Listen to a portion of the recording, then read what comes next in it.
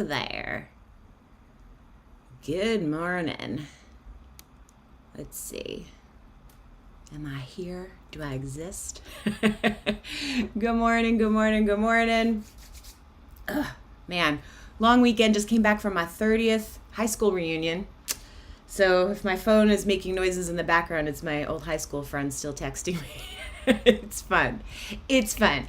My voice is a little froggy, I think just from traveling and screaming over the band all night. I'm still recovering, but I'm here. I'm happy to be here, and I got a great question. So welcome.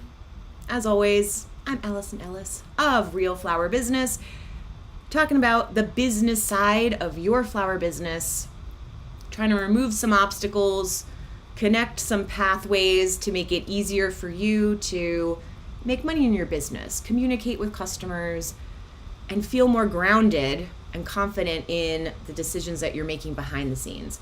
It's great to be confident in how we do our work, how we design, but we really need the back end to be under control as well. We really need the back end to be under control, because when we are doubting ourselves on pricing, when we are not sure how to reply to a customer, that's when it gets hard, right? The design stuff can be hard sometimes too. Oh, how should I do this? What's the best way to weight this? Is there a more eco-friendly way to design this? Sure, all those questions are important. But the real hard stuff is when we don't know what we're doing, when we're alone with ourselves and our computer, and our customer has a question, or we're trying to price something. So that's the stuff I help with. You can find my website at realflowerbusiness.com anytime if you need tips, tricks, classes. I teach tons of online courses, and I do one-on-one consulting as well to work with you on your specific questions. So I got a great question over in the Facebook group. Somebody asked about charging for labor. If there is one thing I could talk about endlessly, it is labor fees and charging for labor, because it's really confusing for some reason to a lot of floral designers, and I cannot clarify it enough. So I'm going to jump right into it. So basically the question that came in was about how do you charge for labor, and then how much are you paying out for labor? This question was specifically on events. So it was basically this: if you have a $6,000 event, for example, what are you paying out in labor for the event? So this person said, I know to charge, 20 to 30% for labor, but what are we paying out? So I want to slam on the brakes right there, right in that question, pull off to the side of the road. 20 to 30%. Let's talk about this. So labor, there are two different types of labor that we charge as floral designers on an event, but also on any arrangement that leaves your shop. There's your delivery fee, labor, the setup fee, labor, and there's the design fee, labor. The design fee is what we charge on every single arrangement that we make, so that we are paying ourselves or our designer, whoever is making the arrangement, their pay is coming through that labor fee, okay? That design fee. The other setup, delivery, whatever you want to call it, labor, that's for the time that you're loading the car, delivering, unloading, waiting around if you have to flip the design. One of my best friends couldn't make it to the reunion because she had a whole lot of weddings because she's a busy florist. So she had to wait to flip. Not only that, she had to wait because maybe it was going to rain, maybe it wasn't going to rain. So it wasn't just a drop and go. It was a setup, wait, are we setting here? Are we setting there? Are we setting here? Are we setting there? Okay, we're setting there. Then we have to wait to flip. That is a hugely different type of labor than, I'm just dropping off this wedding, setting up a few centerpieces, and I'm out of here. So context, what I'm getting at here is context matters when we're talking about our labor fee. So let me talk about the design fee. The design fee, when people say 20 to 30%, my heart just cracks a little bit, okay? It's just a small fracture. Don't worry, I'm okay. But 20% is too low for your design fee. 20%, people throw that number out a lot. I don't know where you got it from. You might have gotten it from perhaps floral design school, where they don't actually teach you enough about business. No offense to any design schools. It's just they're more focused on teaching you how to be a designer. That's why I do what I do, teaching the business stuff, right? So 20% is not a design fee. It's too low. It does not give you enough to pay your people or to pay yourself. 30 to 40% is the lowest you should be going, in my professional opinion, because it's not really an opinion. It's based on math. It's what people charge. 30 to 40% minimum is for the time you are making those arrangements in the shop, the time that your designers are working. The other labor fee, delivery labor, setup labor, installation, that's totally separate. So there's a lot that goes into that. So for example, how many hours are you working? What's the distance? Someone else asked a question, if I'm going 110 miles each way to a venue, what would you set for a minimum there? Yeah, great question. Because you do need a minimum to go that distance. Are you driving 2 hours, 2.5 hours, hour and a half? What does it cost for you to have your vehicles, your people? All that time has to be considered, okay? So it costs less in labor to set up if it's down the street and it's a simple, drop off, versus if it's an installation where I got to get out a ladder, right? If you got me pulling out a ladder, that labor fee goes up. Why? Because it has to. I need a bigger vehicle now to take the ladder. I probably need another person because somebody's got to hold the ladder. Maybe I need 2 other people because somebody's got to hold the ladder, somebody's got to go up the ladder, and we still have these other things that need to be done. So a price for everything, right? There's a price for everything. And as the owner of your business, it's so important to know what these fees are, to understand how you're distributing them, but also to just understand in your own mind what these categories are. What's different between the design fee and the delivery fee? Why is it different? Are you charging enough based on what you need to get? So let's get into this specific question. On a $6,000 wedding, if you're charging 20% for your labor fee, because what I'm going to do is I'm going to assume what this person is talking about is the delivery labor, okay? So if we're talking about 20 to 30%, 30% is high for delivery labor. I'm not telling you can't do it. You could charge whatever you want. I want to just, big disclaimer, you charge whatever you want for your labor, okay? Do not feel limited by what I am saying. However, because I don't just teach people or talk about pricing in theory, I sell weddings. It's pretty hard to add a 30% labor for delivery to an event and still be the best choice for that customer, because it's going to really inflate the price. So here's an example. If we have a 20% labor fee, that means that a $5,000 wedding is a $6,000 event now, because it's $1,000 for the labor fee. So again, I'm not telling you that's wrong, but let's just do the math. I have a course called Flower Math for a reason. I like to do the math.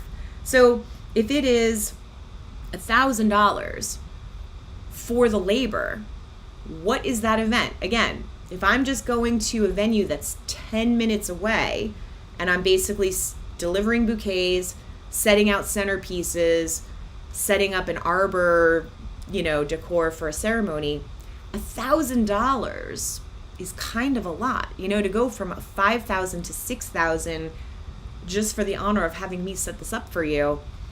It's a little tricky. You might be able to do it. Again, do not be limited by what I'm saying. Just the facts.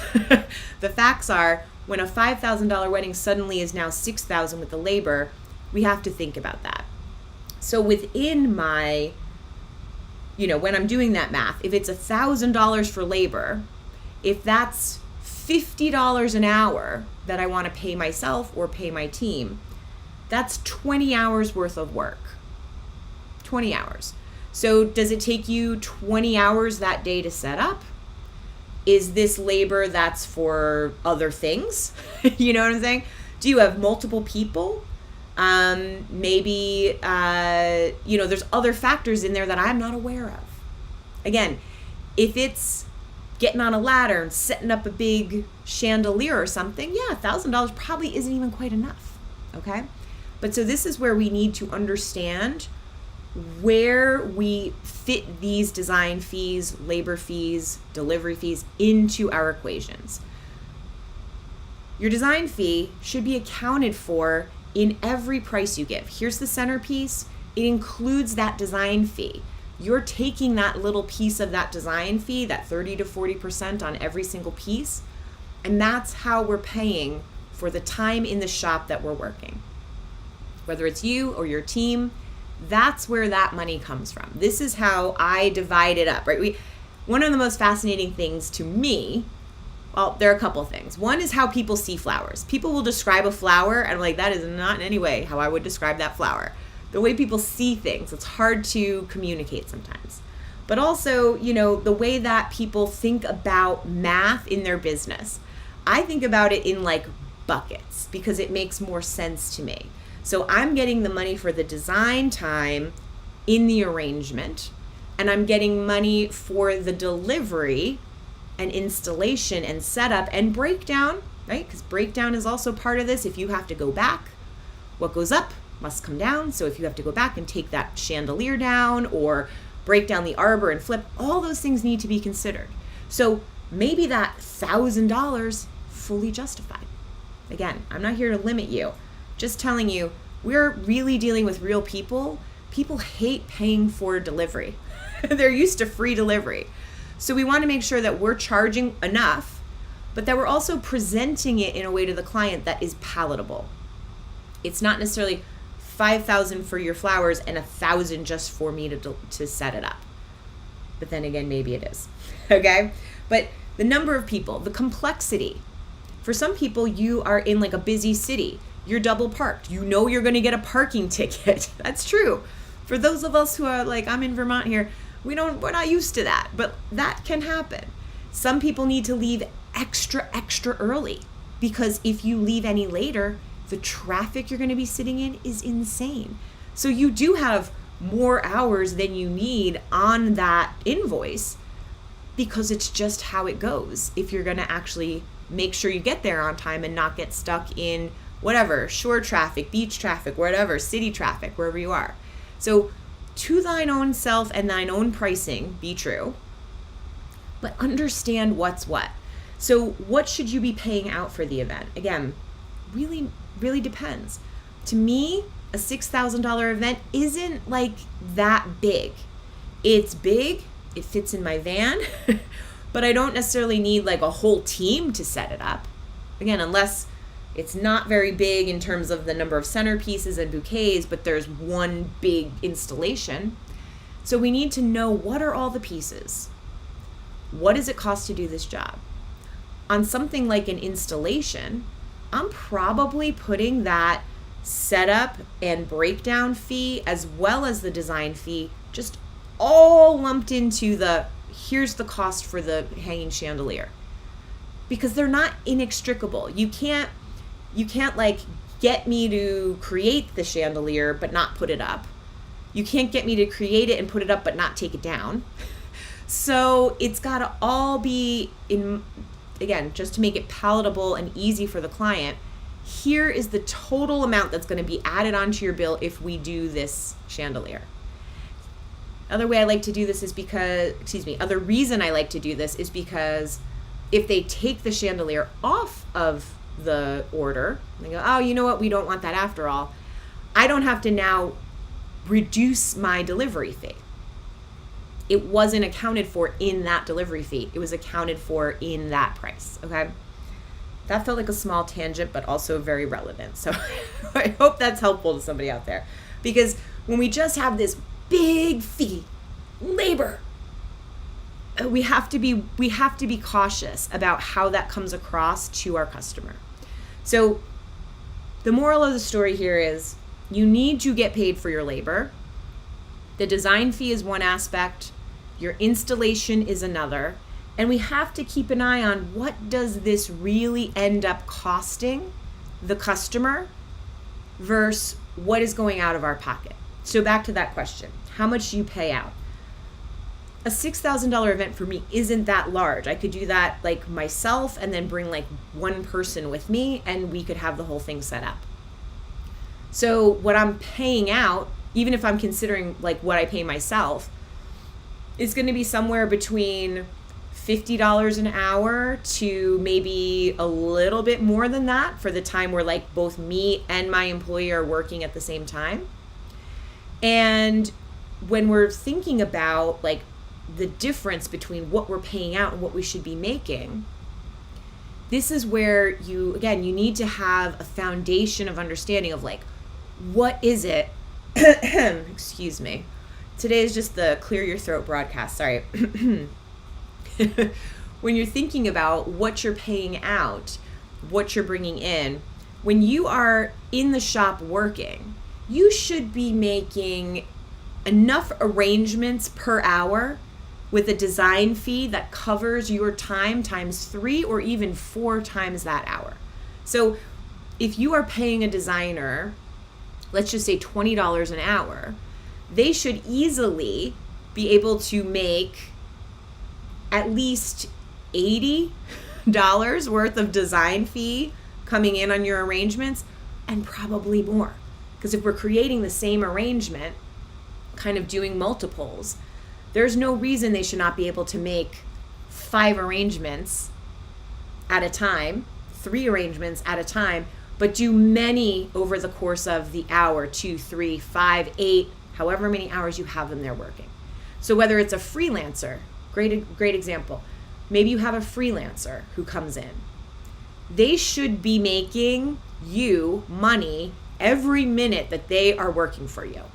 So they are making arrangements, they have recipes, you're not wasting their time chit-chatting. They come in, here's what you're making, and they get to it so that they can get through 5 centerpieces in an hour or whatever it might be. For some people that might sound slow, for some people that might sound fast. Everyone's going to work at their own pace. I used to always have a goal to just be like a super fast designer, because I used to work with this great designer and she was so fast, and I was like, man, that's the goal. I have learned in time that really I like to work at a medium pace. I am fast sometimes, but I'm not rushed. I don't want to rush. I want to make sure I leave enough time so that everything can be done right. It doesn't have to be redone. It doesn't have to be double checked. I don't have to go, oh, I know I did that really quick, so I have to go back. I want to do it right the first time. Anyway, point being, you should be able to do multiples per hour so that the design fee that you're capturing on each of those arrangements multiple times over is paying for the person who is making them. Whether that's you, your full-time employees, or a freelancer that you've hired at a premium rate, they should be bringing in 3-4 times what it is you're paying them. So that means if we're paying them $20 an hour, that doesn't mean they should be making 60. That means they need to be making 80, okay? They're making the 20 back to get back to 0. You're back to even. And now we need to make more arrangements too. So this is where you need to know your worth, know the worth of your employees. If we're paying them well, that's why that design fee of 20% is too low. It needs to be a little bit higher. You're charging your markup, you're charging your design fee. If any of this is something that you feel like maybe you're missing a step, my Flower Math course answers all these questions for you. I take you through real weddings. Because again, it's kind of easy to talk about this stuff in theory. It's very easy to just go, you should be charging more for labor. Yep, 20 to 30% on top of everything. Just add it on there.